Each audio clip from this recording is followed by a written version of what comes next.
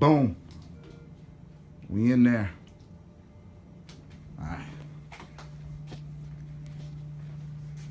Let's go. All right. Hello, everyone. Again, welcome to Coach P's presentation of an informative presentation. Today, I was asked to inform my audience of a culture other than my own. For this culture, it's very close to who I am, so this is why I chose this culture. Okay, my culture is the greaser culture. So some people who are familiar with the greaser culture just got a little offended. Some people who are, I guess, more in tune with the 50s probably got a little excited when I mentioned the greaser culture. So the origin of the greaser culture started in 1635, according to dictionary.com. That's when it first got introduced to English language. You go a little further down the line, around 1855, in California, back when Mexican American, well, they became Mexican Americans, they were migrating from Mexico over here to America.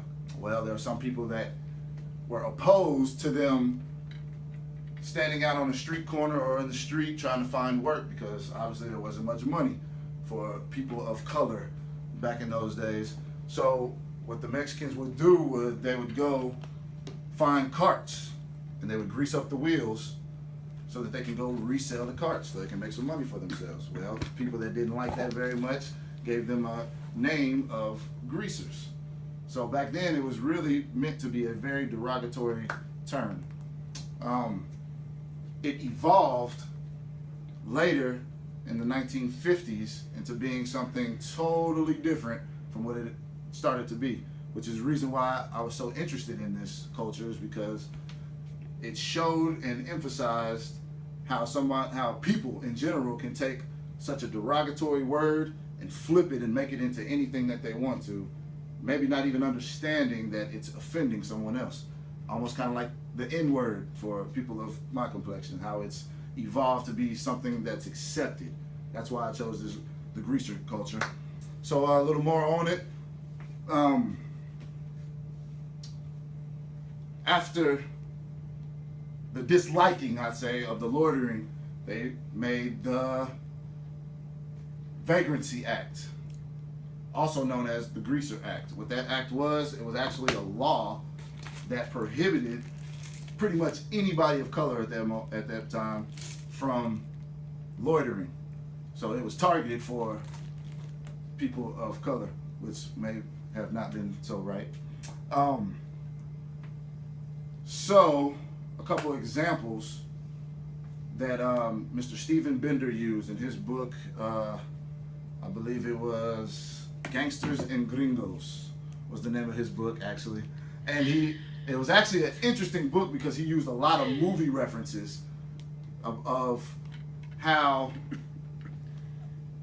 pretty much the greaser culture was seen. And actually from his examples of what he was talking about, I believe he used The Mexican with Brad Pitt. He used Traffic.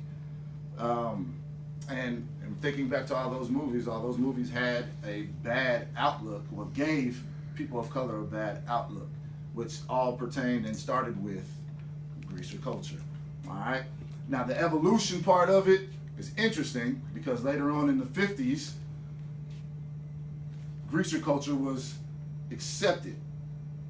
So, and the way they accepted it was because the definition went from being derogatory towards people of color to being now a gangster with slick back hair, which you remember in Grease with John Travolta, Footloose. So, so they took this ugly word and made it into something that I guess some people think is cool or beautiful or whatever. So that was my interest in the whole culture altogether.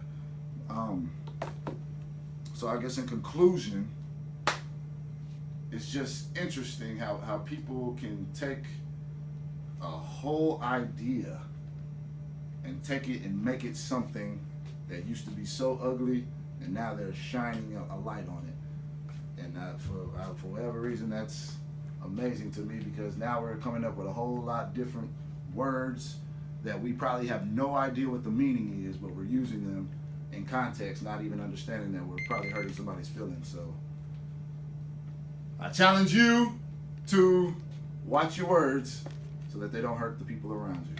Thank you. Yay! Thank you. I like that, and I like the greaser. Thank you. Thank you. Thank you. Question.